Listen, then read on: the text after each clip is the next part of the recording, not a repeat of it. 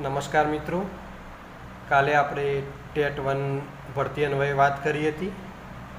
આજે હાયર સેકન્ડરીની જે ટાટ લેવાઈ ગઈ એના પછી સેકન્ડરીની બાકી હતી, એના કોલ લેટર પણ આજે 2 વાગે ચાલુ થવાના છે। તો એ મિત્રો પણ ઝડપથી 2 વાગે કોલ લેટર ડાઉનલોડ કરી લેજો। એમનો પરીક્ષાનો ટાઈમ 3 થી 6નો છે, કારણ કે નીટની પરીક્ષા પણ 3 તારીખે છે। એટલે તમારી પરીક્ષામાં કોઈ બદલાવ કર્યો નથી, ફક્ત સમયનો બદલાવ કરેલ છે।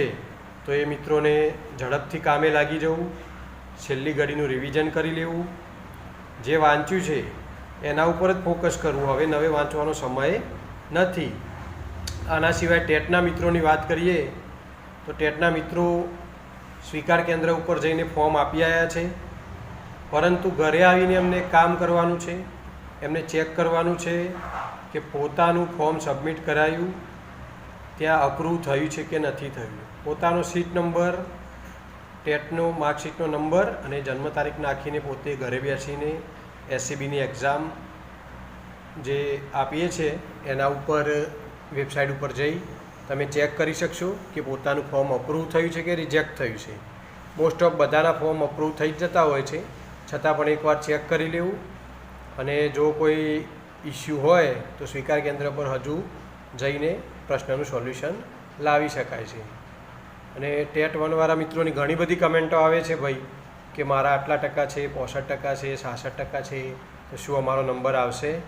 તો મિત્રો એકવાર ફોર્મ સબમિટ થઈ જાય, 11,000ની જાહેરાત છે, એની સામે કેટલા ફોર્મ ભરાય છે, કેટલી સીટો ખાલી છે। કચ્છમાં અગાઉ ભરતી હતી, એમાં 1488 જગ્યાઓ ખાલી છે, એમાં શું નિર્ણય લેવાય છે, આ બધું જોઈને અંતે કેટલા ફોર્મ ભરાય છે પછી એનાલિસિસ કરી શકાશે કે ખરેખર કોનો નંબર આવશે અને કેટલું નીચું મેરિટ અટકશે।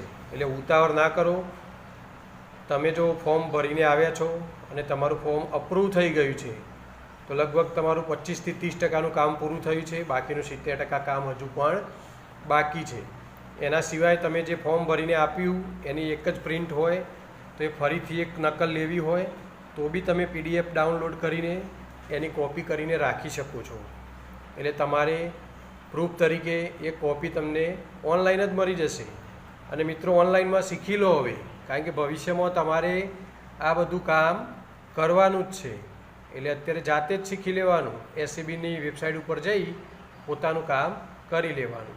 અને આ વિડીયો તમારા દરેક ગ્રુપમાં મૂકજો, એટલે દરેક મિત્રોને સબસ્ક્રાઈબ કરવાનું કહેજો, જેથી દરેકને લાભ મળે।